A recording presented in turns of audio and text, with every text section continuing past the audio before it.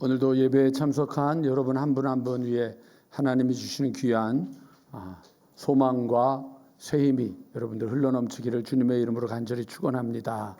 우리 함께 인사 좀 하겠습니다.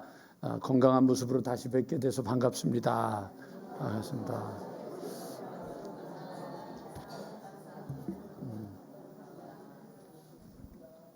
박일수 집사님 환영합니다.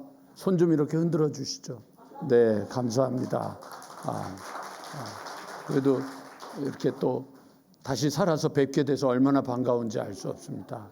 건강하시고 오늘 또 우리 이제 또 소개 안 하면 이제 집에 가서 내내 삐지실 분이 계셔서 소개해야 될 것. 우리 배미영 권사님 우리 아드님이 우리 함께 예배 드리러 나왔습니다. 잠깐만 함께 반갑습니다. 환영합니다.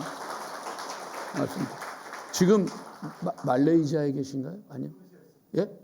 인도네시아 죄송합니다.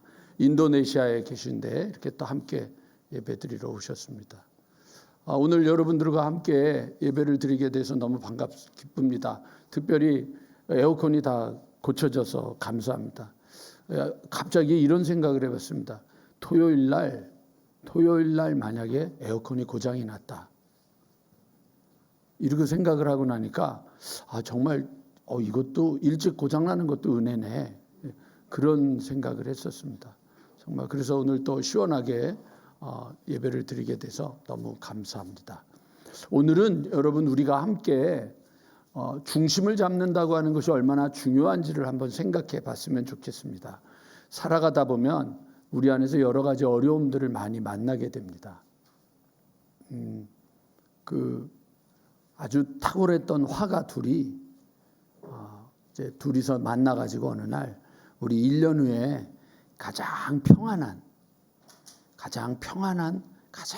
평화로운 그림을 하나씩 그려서 우리 함께 만나보자. 어느 게 더 평화로운 것인지. 그리고는 1년이 지난 다음에 두 화가가 다시 만나게 됐습니다. 화가가 만나게 됐는데 한 화가는 그 시골의 전경을 쫙 펼쳐진 아주 평화로운 그 전경을 그려줬는데 그걸 보고 있으면 정말 평화로운 그런 그림을 그려왔습니다. 근데 한 그림은 전혀 예상하지 못한 그림이었습니다. 그거는 뭐냐면 폭풍우가 몰아치는 그 바다에 그 갈매기가 그 바다의 한가운데 있는 그 바위섬 거기에 앉아 있는 그거였습니다. 그러니까 이 평화로운 농촌의 아름다운 풍경을 그려왔던 친구가 야 어떻게 그게 평화로울 수 있느냐라고 얘기했더니 아무리 농촌의 풍경이 아름다워도 비바람이 몰아치면 거기도 다 난리가 나지 않겠냐. 그러나 폭풍우 가운데서도 안전한 곳에 있는 저 갈매기의 모습 그것이 가장 평화로운 거 아니겠느냐. 오늘 저는 여러분 우리가 신앙생활이라고 하는 이름으로 살아가면서 가장 평화로운 삶을 살아가려고 한다면 우리가 오늘 말씀 가운데서 오늘 교회가 무엇인지를 정확하게 우리가 좀 구별해서 가지고 있어야 되지 않을까 싶습니다. 그래야 거친 파도가 날 향해 와도 우리는 주님과 함께 안전하게 평화로움을 가질 수 있습니다. 오늘 여러분 본문 22절 그 앞에 부분부터 보도록 할게요. 19절을 한번 보시면 19절에 이런 내용이 있습니다. 그때에 스데반의 일이 뭐죠? 스데반이 돌에 맞아 죽는 거잖아요. 왜 죽었어요? 예수를 믿는다고 하는 이유 때문에 돌에 맞아 죽었어요. 그래서 그 일로 인하여 사람들이 붙잡히게 되니까 환난으로 말미암아 그 환난을 피하기 위해서 흩어진 자들이 그 다음에 여러분 베니게 구브로 안디옥에 이르렀다. 여기까지는 제가 이해가 돼요. 근데 맨 마지막 줄 화면 맨 마지막 줄 우리 한번 같이 읽어볼까요? 시작. 여러분 지금 스데반이 왜 죽었어요? 말씀을 전하다가 죽었잖아요. 그래서 환난을 당하게 되니까 사람들이 그것을 피해서 도망간 거예요. 안 잡히려고. 근데 도망가가지고 뭘 하느냐는 거죠. 이건 여러분 굉장히 우리로 하여금 생각하게 만드는 거예요. 그게 뭐죠 여러분? 다시 한번 볼게요. 안디옥에 이르러 베니게 구브로 안디옥에 이르러. 그 다음에 뭐라고 돼 있어요? 유대인에게만 말씀을 전한다. 도망을 갔는데도 거기서도 뭐 하는 거예요? 말씀을 전하는 거예요. 그게 뭔지 아세요, 여러분? 중심이 잡혀 있는 거죠. 좋을 때나 나쁠 때나 괜찮을 때나 안 괜찮을 때나 힘들고 어려울 때나 모든 것이 잘 이루어질 때나 내 삶의 중심이 잡혀 있는 것. 이게 신앙입니다. 그래서 여러분 교회가 그것을 가져야 되는데 과연 여러분 질문을 한번 던져봤으면 좋겠어요. 교회가 희망인가? 첫 번째 질문. 두 번째 질문. 음파교회가 희망인가? 세 번째 질문. 고린도전서에 있는 것처럼 너희가 하나님의 전인 것과 성령이 너희 안에 있는 것을 알지 못하느냐? 이 말씀을 그대로 적용해서 여러분 한 분 한 분 이름에 대면서 여러분은 희망인가? 한번 생각해 봐야 돼요. 왜냐하면 우리가 과연 지금 어려움과 환난 가운데서도 그들이 흩어져서도 그렇지. 내가 도망을 갔지만 그래도 여기서도 내가 해야 될 일은 이라고 말할 수 있는 우리 안에 중심이 있는가? 그러니까 그 중심을 잡기 시작하니까 사건이 벌어지는 게 20절. 그 중에 구브로와 구레네 몇 사람이 안디옥에 이르러, 안디옥이라고 하는 곳에 이르러, 그 다음에 뭐라고 돼 있어요? 다 같이 시작. 예, 아까 19절에는 뭐라고 됐냐면 유대인에게만 그랬는데 몇몇 사람이 안디옥에 이르러서는 누구에게 전해요? 헬라인에게도 복음을 전하기 시작해요. 여러분 그래서 사도행전에서 11장은 되게 중요해요. 사도행전에서 11장은 되게 중요하고 사도행전 11장에 등장하는 바나바와 바울이 중요한 이유가 바로 이거예요. 만약에 유대인에게만 복음을 전했고 안디옥에 이르러서도 여전히 유대인에게만 복음을 전했다고 한다면 지금 우리가 믿고 있는 기독교, 여러분 요거 구별 좀 해요. 우리 여러분 기독교 안에 구교가 있고 신교가 있는 거예요. 아셨죠? 기독교라고 하는 것은 예수를 믿는 모든 것들을 다 통틀어서 기독교라고 하는데 그중에서 구교로 들어가는 게 뭐냐면 우리가 알고 있는 캐토릭, 그 다음에 또 하나의 구교는 그리스 정교회, 이게 이제 바뀌어서 러시아 정교회라고 말하는 캐토릭과 또 구별된 또 하나가 있어요. 그래서 구교 안에도 캐토릭과 그리스 정교회, 뭐 로마 정교회, 뭐 이렇게 러시아 정교회라고 말하는 게 있고요. 그 다음에 여러분 그 기독교의 우산 아래 또 뭐가 있냐면 개신교회가 있는 거예요. 이걸 이제 프로테스탄트 이렇게 하여튼 기독교라고 하는 것이 형성이 되게 된 가장 놀라운 사건의 시작은 11장이에요. 그래서 여러분 이 장은 굉장히 중요해요. 물론 15장으로 넘어가면서 기독교 공의회가 모이는 사건도 있지만 일단은 그래서 여러분 주의 복음을 헬라인에게도 전하니 보세요 여러분 중심을 가지고 살아가는 사람들이 어떤 상황 속에서도 중심을 가지고 살아가니까 거기에 사건이 벌어지는 거예요. 사건이 벌어지니까 거기에 무슨 역사가 나타나요? 21절 같이 한번 읽어볼까요? 시작. 수많은 사람들이 믿고 주께 돌아오더라. 여러분들 주의 손이 그들과 함께했다. 오늘 여러분 한 분 한 분에게 주님의 손길이 함께하기를 주님의 이름으로 간절히 축원합니다. 여기 혹시 아프신 분도 있고 치료받고 있는 분도 있고 마음이 상한 분도 있고 또 어떤 분은 또 삐지신 분도 있고 오늘도 목사가 인사 안 했다고 왜 나한테 인사 안 하냐고 삐지신 분도 있거든. 삐진 분도 있고 뭐 힘든 분도 있고 여러 가지가 있지만 그러나 그 모든 우리들의 삶의 여정에서 무엇이 주의 손이 함께함으로 주의 손이 그들과 함께함으로 그 역사가 이루어지면서 음파에 있는 여러분 한 분 한 분에게도 주의 손이 늘 동행하고 함께하게 되기를 간절히 축원합니다. 그러니까 여러분 보세요. 중심을 잡은 사람들은 어떤 상황 속에서도 중심을 지키는 거예요. 그러면 그 중심을 지키는 곳에 사건이 있어요. 왜? 살아있기 때문에.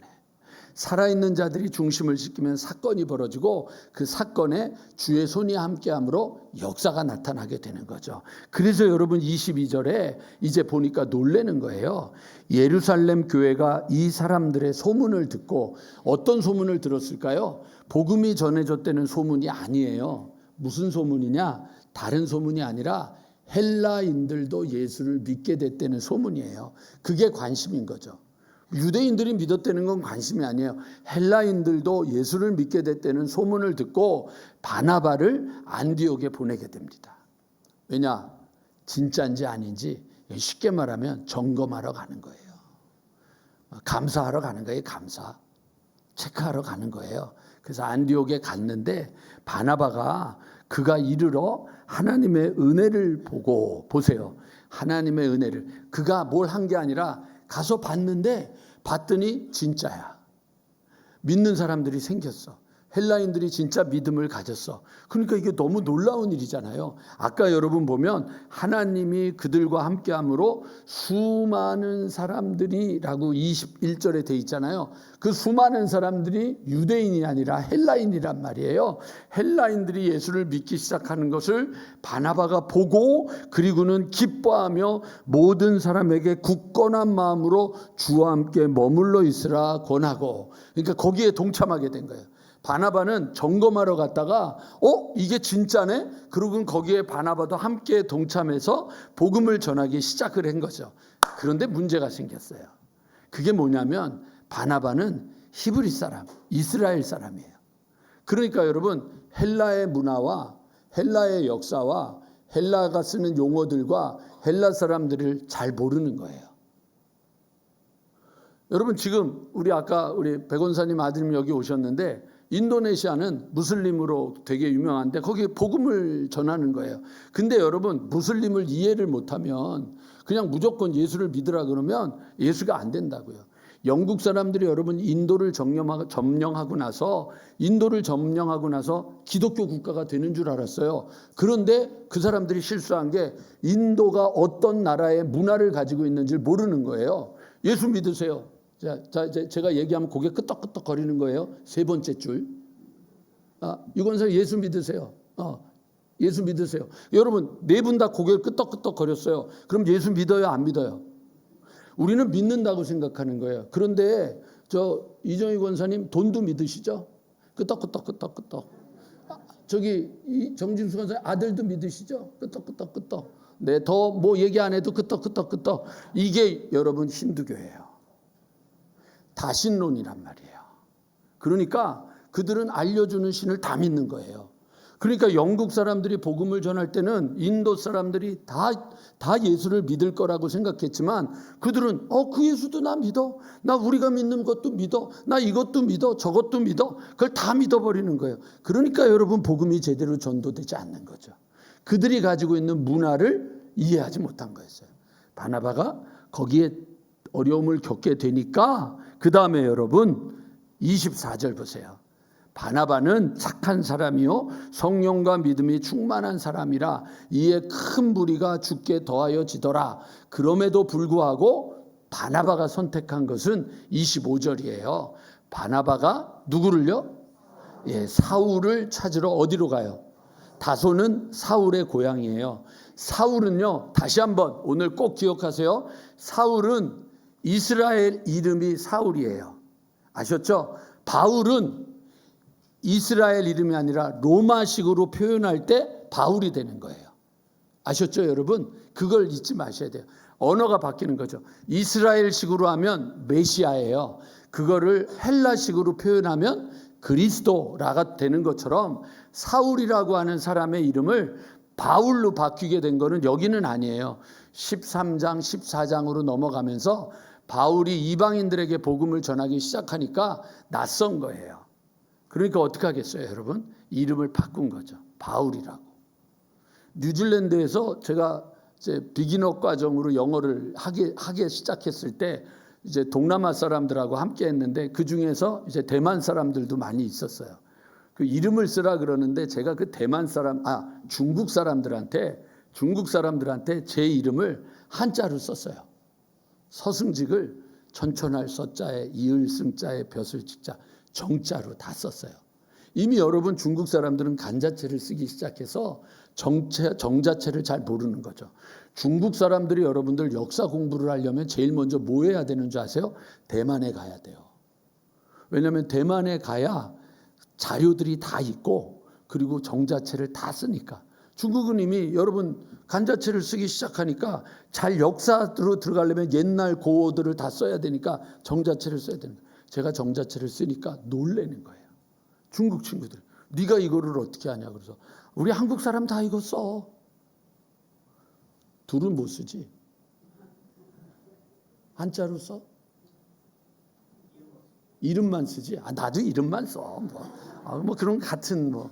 근데 그걸 못 쓰는 거죠. 그런 거예요. 그러다 보니까 여러분 다소에 가서 사울을 불렀다고 하는 건 뭐냐면 그 사람이 유대인이긴 유대인인데 고향이 여러분 다소라고 하는 건 헬라 지역이거든요. 그러니까 헬라의 문화와 헬라의 역사와 헬라의 생활 풍습을 너무 잘 알고 있는 사울을 불러. 그래서 그의 도움이 필요했던 거죠. 그래서 여러분 여기 보면 26절. 자, 이제 여기서부터 오늘 말씀이 시작되는 것입니다. 사울을 다소에 가서 만남에 그리고 이제 설명을 했겠죠. 내가 복음을 전하는데 복음을 전하는 것에 어려움이 있으니 네가 나를 도와줬으면 좋겠다. 그랬더니 뭐라 그래요? 만남에 데리고 와서 안디옥에 데리고 와서 둘이서 교회에 1년간 모여 있어. 그 다음에 뭐 했어요? 큰 무리를 가르쳤고 그 다음에요. 제자들이 안디옥이라 해서 비로소 뭐라고요? 그리스도인이라 일컬음을 받게 되었다. 오늘 여러분 저하고 함께 네 가지 단어를 함께 고민하게 되는 건데 그 첫 번째가 그리스도인이라고 하는 거예요. 그리스도인이라고 하는 말은요. 예수에게 속한 자를 그리스도인이라고 말하는 거거든요. 그러면 여러분 사도행전 1장부터 마태, 마가, 누가, 요한복음 속에서 사도행전 11장 26절 전까지 왜 그리스도인이라고 하는 말이 없었을까? 이건 우리가 한번 생각해 봐야 되는데 유대인들 속에서도 예수를 믿고 있을 때도 그리스도인이라고 하는 말은 안 썼다는 거죠. 그냥 어떻게 말하냐면 바리새인, 사두개인, SNF파, 열심당 그런데 요즘 예수 쫓는 자들이 있다며 그냥 그 정도로만 얘기를 하고 있었던 거예요. 그런데 잘 생각해 보세요. 안디옥에 가서 맨 처음에 누구에게 복음을 전했을까요? 유대인에게 복음을 전했죠. 근데 이제 몇몇 사람이 누구에게 복음을 전해요? 헬라인에게도 복음을 전하는 거예요. 그러다 보니까 이 사람들은 다른 거예요. 뭐가 다르냐? 유대인들도 아니네. 헬라인들도 아니네. 또 다른 요즘 말로 말하면 종족이 생긴 거죠. 공동체가 이거 이상한 공동체네. 이렇게 된 거예요. 유대인하고도 다르고 헬라인하고도 다른데 유대인, 헬라인이 섞여서 같이 어울려져 있는데 이 사람들은 뭔가 다르네. 이거 뭐야? 예수를 따른데 그럼 이 사람들을 이렇게 부르자. 그래서 여러분 이 표현이요. 여기 이걸 꼭 기억하셔야 돼요. 안디옥에서 비로소 그리스도인이라 일컬음을 받게 되었다. 자기들이 자기들을 그리스도인이라고 부른 게 아니고요. 사람들이 보면서 그들을 그리스도인이라고 불렀다고 하는 거예요. 교회를 다니는 사람이 아니에요. 음파교회를 다니는 사람들을 그리스도인이라고 부르는 게 아니고요. 다른 사람들, 헬라인도 아니고 유대인도 아니고 분명히 뭔가 다른 사람들을 그리스도인이라고 부른 것처럼 오늘 여기에 있는 저와 여러분 우리 모두가 다 다른 자들이 되기를 주님의 이름으로 간절히 축원합니다. 다르게 사는 거예요. 똑같이 사는 거 아니에요. 여러분 콩나물 깎을 때 옛날에 100원 깎고 500원 깎고 깎았잖아요. 여러분 들 깎는 게 그리스도인이에요. 들 깎는 게 그리스도인이에요. 혈기 부리고 싸우지 않고 지는 게 그리스도인이에요. 뒤로 물러날 줄 아는 게 그리스도인이에요. 내 자식한테 그래서 그리고 승질 부리지 않는 게 그게 여러분 뭔지 아세요? 그리스도인이에요. 이게 여러분 우리가 가지고 있는 교회의 첫 번째예요. 교회를 다니는 사람들은 누구냐? 다르네. 다르네. 그러니까 저한테 승질 내지 마시고요. 옆에 사람한테 승질 내지 마시고요. 오늘 밥 먹으면서도 승질 내지 마시고요. 오늘 연습 한번 하겠습니다. 옆에 분하고 인사하겠습니다. 다시는 승질 안 낼게.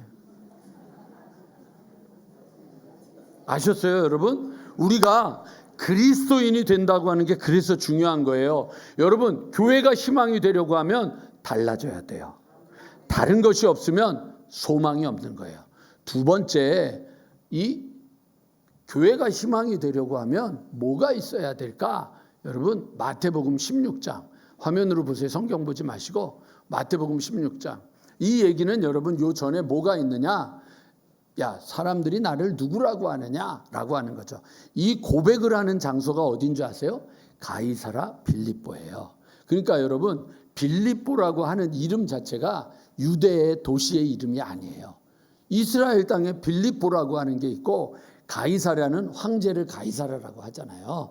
그러니까 그 지역에 황제가 와가지고, 황제의 이제 부하 누구예요? 본디오 빌라도가 이제 거기에 와서 땅을 차지하고 그 지역을 가이사라 빌립보라고 얘기를 하는데, 이제 성지순례를 가보면 거기를 가봐요.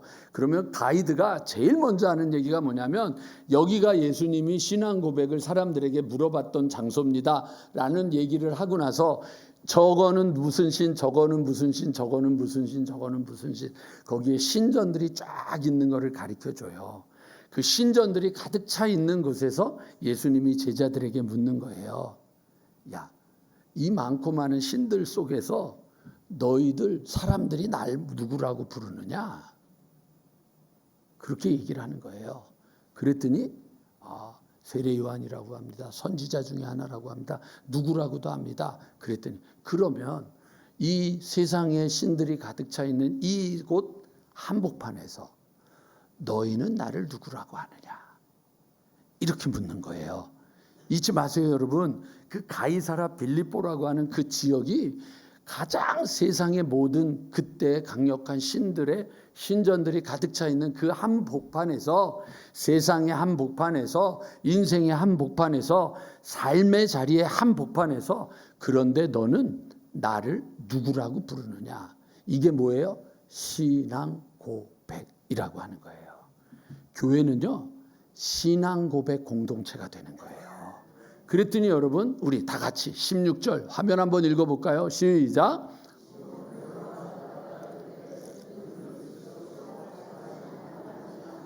예, 이게 중요한 거예요. 고백을 하는데 여러분, 내가 좋아하는 여자에게 고백하는 게 아니에요. 좋아하는 남자에게 고백하는 게 아니에요. 내가 뭘 얻기 위해서 그 사람에게 잘 보이려고 고백하는 게 아니에요.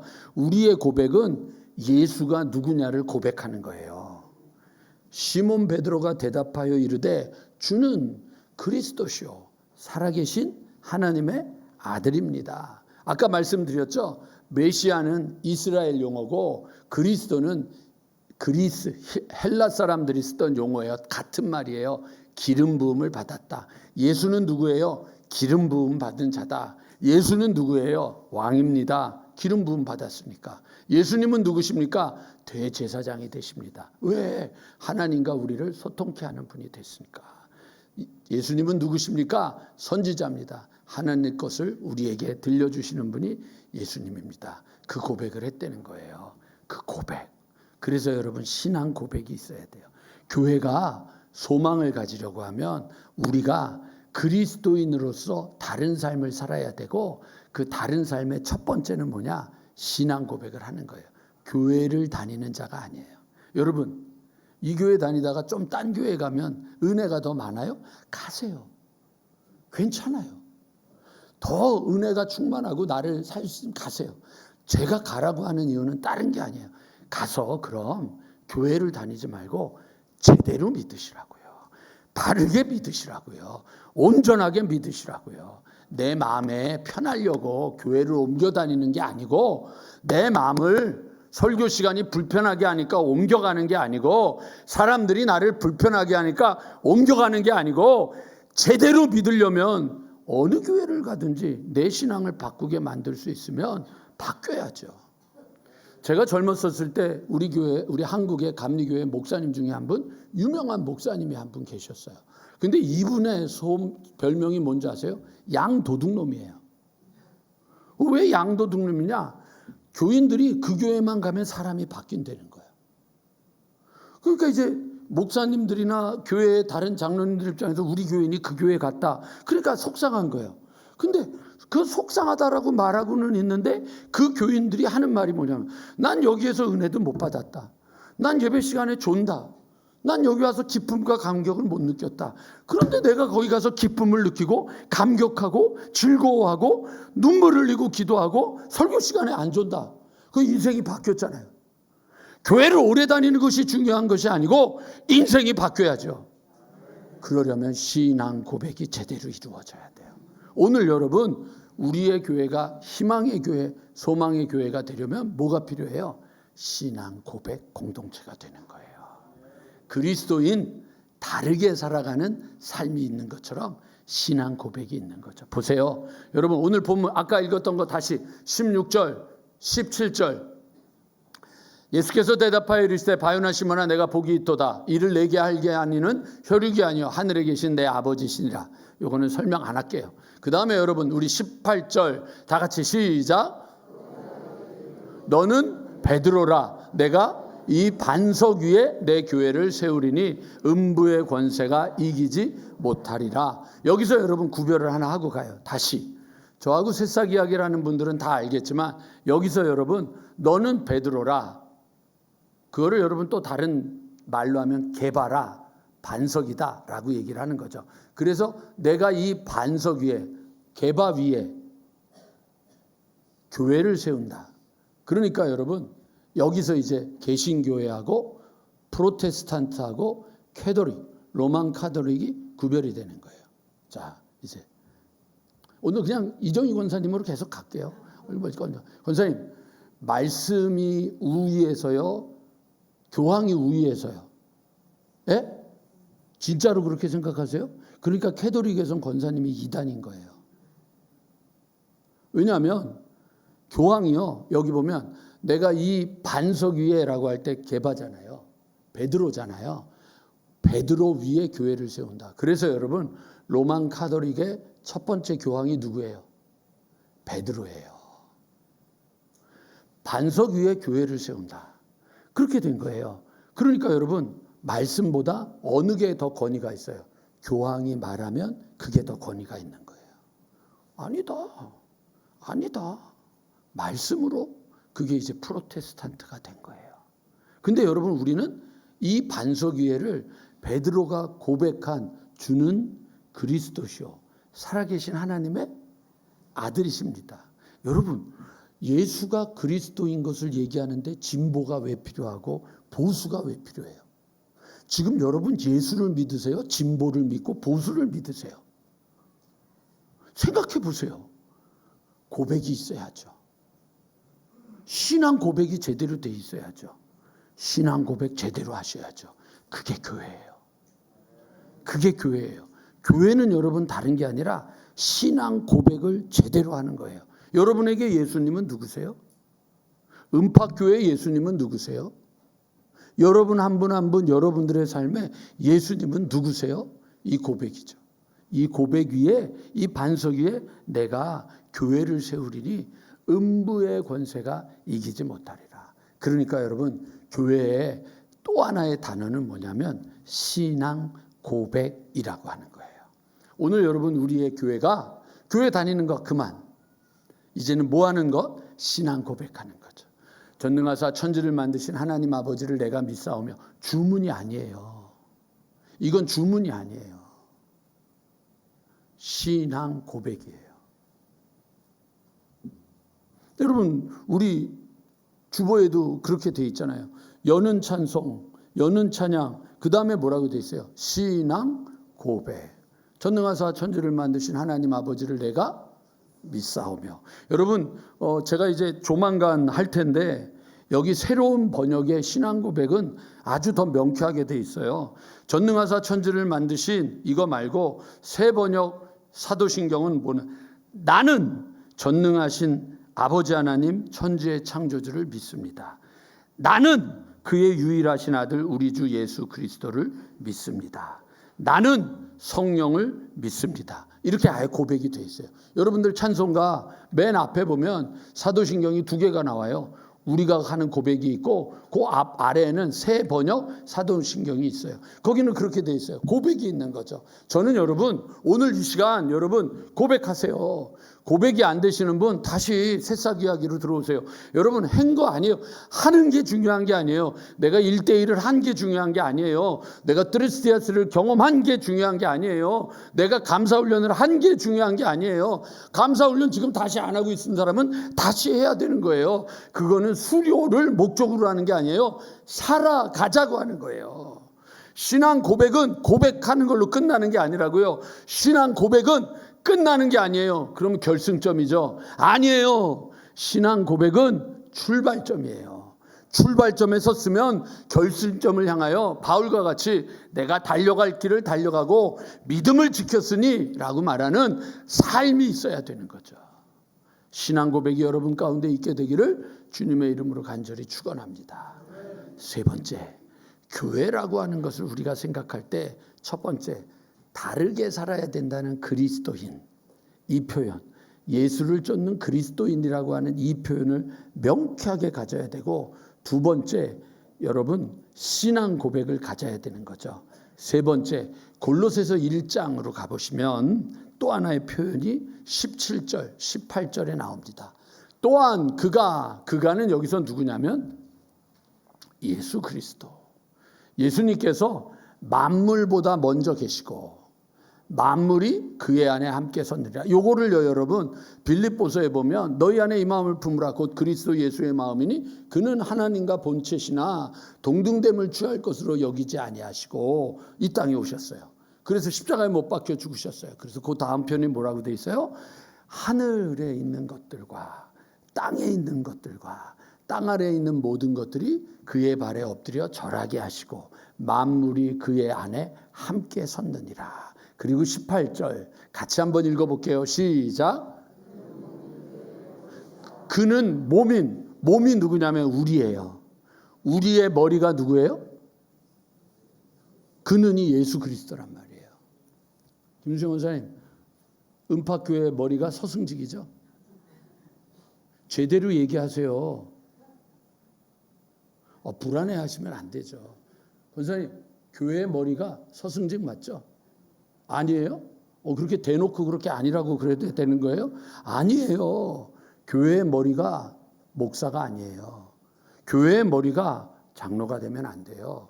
교회의 머리가 남선교회 회장, 여선교회 회장이 되면 안 돼요. 교회의 머리가 어느 누구도 되면 안 돼요. 교회의 머리는 예수 그리스도가 돼야 돼요. 은팍교회의 머리도 예수 그리스도, 여러분 한 분 한 분 한 분의 머리도 예수 그리스도. 이게 교회예요. 고백만 하면 끝나는 게 아니라 그분이 머리가 됐으면 머리의 뜻을 따라야죠. 머리의 뜻과 따르게 살아가니까 여러분 우리의 삶이 엉망진창으로 되는 거죠. 갈 바를 알지 못하고 엉망으로 살아가게 되는 거잖아요. 그 얘기를 여러분 어디다 써놨어요? 고린도전서 12장에 보면 은사 이야기가 나오잖아요. 은사의 이야기가 여러 가지가 나오는데 거기에 아주 재밌는 표현들이 나오는 거를 여러분 우화로 만들어놨던 게 어느 날 몸에 머리부터 발끝까지 있는 모든 신체들이 다 모여서 어느 게 제일 중요하냐, 이제 그 다툼을 하고 있는데 맨 마지막에 똥꼬가 나와가지고 내가 제일 중요하다 그랬더니 너는 냄새 나니까 절로 가라. 내쫓았다고요. 그래서 똥꼬가 얼마나 화가 났는지 항문을 닫아버렸단 말이에요. 항문을 닫아버렸더니 먹었는데 어떤 일이 벌어져요? 안 나가니까 이제 얼굴이 난리가 나고 몸이 불편하고 결국은 그래서 제일 중요한 게 뭐가 됐어요? 똥꼬가 된 거죠. 그거가 예화가 고린도전서 12장에 은사의 여러 가지 종류를 얘기하면서 이야기를 끄집어내서 만들어놓은 예화란 말이에요. 그런데 여러분 그 고린도전서 12장의 은사의 내용의 핵심은 뭐냐면 머리이신 예수 그리스도를 따라서 합력하여 선을 이루는 거라고요. 우리는 같이 요즘 부르는 노래 함께 지어져 가네. 우리는 하나님의 여러분 사람들이 되어서 함께 지어져 가는 거죠. 그러니까 누구를 따라가야 돼요? 머리를 따라가는 거예요. 내 생각을 따라가는 게 아니에요. 내 계산을 따라가는 게 아니에요. 내 방법을 따라가는 게 아니에요. 내가 가지고 있는 것들을 그대로 가지고 와서 여기서 쓰는 게 아니고요. 하나님의 방법을 찾아야죠. 제가 요즘 여러분들 말씀드리잖아요. 3가지. 하나님이 하셨습니다. 하나님의 은혜입니다. 하나님 감사합니다. 이것을 따르는 사람들은 늘 기도할 때 4가지를 해야 되잖아요. 뭘 해야 돼요? 하나님을 기쁘시게 하는 것이 무엇인가? 하나님의 뜻이 무엇인가? 하나님의 마음에 합한 것이 무엇인가? 하나님을 시원케 해드릴 것이 무엇인가? 왜? 그분이 머리니까. 이렇게 되는 거예요. 그러니까 여러분 교회 공동체가 살아가면서 우리가 가져야 될 때, 자 보세요. 머리 대신 예수 그리스도를 교회의 머리로 믿는 사람들은 신앙 고백이 제대로 이루어져야 되죠. 그렇죠. 신앙 고백이 제대로 이루어진 사람들, 그래서 그를 쫓는 사람들을 뭐라 그래요? 그리스도인이라고 말하는 거죠. 그러면 이제 하나만 더 말씀드릴게요. 그럼 이걸 전체를 우리가 교회라고 말하잖아요.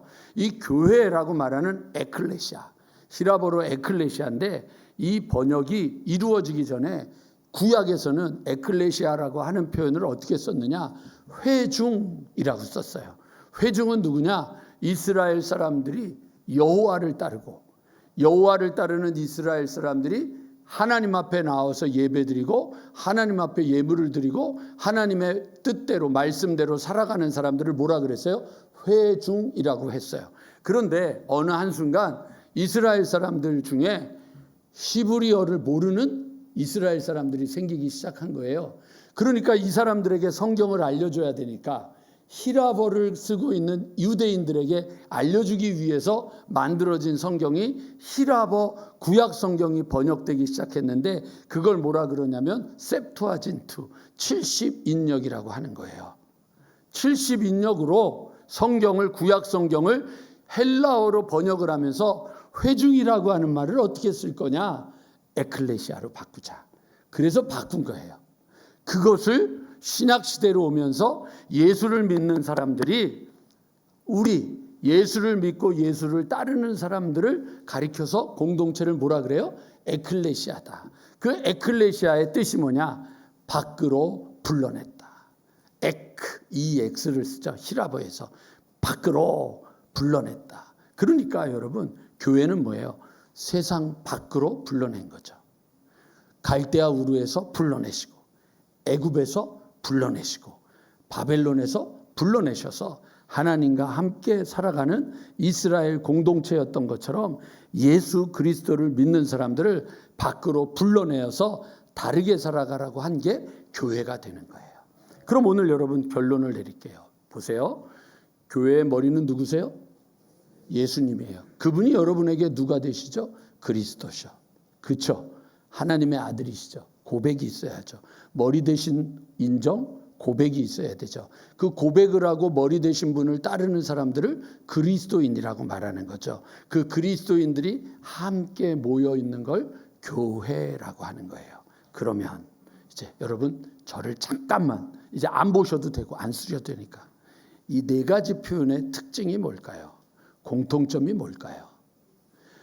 예수를 머리로 삼는 사람들의 특징은요, 세상과 다르게 살아가겠다고 하는 거예요. 내가 머리가 아니고, 사장이 머리가 아니고, 대통령이 머리가 아니고, 정치적인 노선이 여러분 우선이 아니고 뭐가 우선이라고요?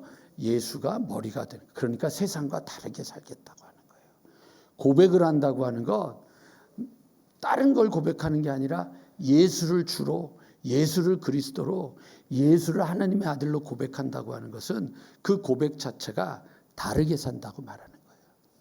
우리나라에서는요, 여러분, 절두산, 여기 여러분들 그 한강에 가면 그 절두산이라고 하는 데 있죠. 옛날에 거기 그 우리 그 발전소 있는데, 지금은 여러분들 우리 선교사들 양화진 옆에 캐도릭 절두산이 있잖아요. 그 절두산이 뭐냐면 대원군 때 천주교인들을 박해할 때 여러분들 그 아래에 해변가에서 목을 쳐서 죽인 거예요. 전에도 말씀드렸지만 기록에 의하면 제가 한국 교회사를 전공했잖아요. 기록에 의하면 대원군이 머리치는 망나니들에게 칼을 갈지 말라 그랬어요. 여러분, 망나니들이 칼로 목을 쳐 죽일 때 그 부모들이나 가족들이 망나니를 밤에 찾아가서 뇌물을 주면서 칼을 잘 갈아서 단칼에 죽여주십시오. 그게 부탁하는 거예요. 그런데 그거 아무것도 듣지 못하고 칼을 갈지 못하게 했어요. 그래서 어떻게 했어요? 한 번에 안 죽으니까 여러 번 치는 거예요. 그걸 여러분 수많은 조선의 사람들이 보면서 예수 믿으면 저렇게 되는구나, 그렇게 죽여버렸단 말이에요. 예수를 믿는 것, 예수를 고백하는 것, 예수가 머리 되는 것, 그렇게 그리스도인이 되는 건 뭐예요? 다르게 살아가는 거예요. 다르게 살아가는 거예요. 여러분들 일본에서는 우리보다 더, 여러분 아시죠? 일본에서 임진왜란 때 오는 여러분 일본 부대 중에 십자가를 들고 온 부대도 있었어요. 이미 그때 예수를 복음이 천주교회에서 복음이 전해졌거든요. 근데 그거를 박해하기 시작할 때 어떻게 박해를 했냐면 십자가에 달았어요. 십자가에 묶어놓고 여러분 썰물 때 해변가에다가 다 갖다가 꽂아 놓는 거예요. 꽂아 놓고 여러분 이제 물이 물려오잖아요. 예수를 안 믿겠다고 고백해라. 예수를 안 믿겠다고 고백해라. 그러면 너희 살려주겠다. 안 그러면 여러분 물이 밀려와가지고 물이 가득 찰 때 다 죽은 거예요. 그래서 여러분 지금도 일본에 가면은 여러분 거기 순교지가 있어요. 엄청 많아요. 저도 거기 갔다가 깜짝 놀랐어요. 왜요? 다르게 사니까. 예수를 믿고 예수가 머리 되고 예수를 고백하고 예수를 따른다는 그리스도인이 된 교회 공동체가 가지고 있는 이 네 가지의 표현의 특징은 뭐냐? 공통점은 뭐냐? 다르게 사는 거예요. 다르게 사는 건 여러분 어렵게 생각하지 마세요. 손해볼 줄 아는 거예요. 희생할 줄 아는 거예요. 헌신할 줄 아는 거예요. 여러분 우리가 할 거 다 하고 남는 것이 아니라 우리가 할 거를 아끼고 우리가 해야 될 것을 줄이고 우리가 놀아야 될 것들을 조금 더 뒤로 하고 그 시간으로 주님 앞에 쓰는 거예요. 여러분 바쁜 거 알아요. 여러분 힘든 거 알아요. 여러분 먼 데 사는 거 알아요. 그러니까 난 아무것도 안 해. 예배 한 번만 드리면 돼. 그건 희생이 아니죠. 그건 헌신이 아니죠. 그건 하나님께 드리는 게 아니죠. 남은 것만 드리는 거죠. 그러니까 그리스도인이 아니고, 그러니까 교회가 아니고, 그러니까 예수가 머리가 아니고, 그러니까 신앙 고백이 없는 거예요. 그러니까 여러분 역사가 안 나타나는 거예요. 기적이 안 나타나는 거예요. 감격과 감동이 안 나타나는 거예요. 기쁨이 안 나타나는 거예요. 언제 기쁨이 나타나고 언제 감격이 나타나고 언제 눈물이 던지고 언제 희생을 하는 거예요. 내가 이렇게 바쁜 이유? 하나님 때문에. 내가 이렇게 정신없이 살아갈 수 있는 이유? 하나님 때문에. 내가 이렇게 힘들고 분주하지만 그럼에도 주님의 전을 찾아 나올 수 있는 이유? 하나님 때문에. 그 다름, 그것이 교회가 교회되는, 교회가 소망이 되는 이유인 겁니다. 여러분이 소망입니까? 아멘 하시는 분 못해요? 하실 분만 해보세요. 여러분이 소망이 되십니까? 여러분 은팍교회가 소망이 되십니까? 그러면 다른 게 아닙니다. 다르게 내 걸음을 옮기는 겁니다. 세상과 똑같은 방법으로. 내 은퇴 이후에 노후의 자금이 다 준비되어 있기 때문에 내 생명이 행복합니다. 아닙니다. 아닙니다. 그게 행복한 게 아닙니다. 내가 주님 안에서 주님과 다른 걸음을 걷기 때문에 행복해지는 겁니다. 은팍교회가 희망임을 저는 믿으면서 우리의 걸음이 그렇게 옮겨지게 되기를 주님의 이름으로 간절히 축원합니다.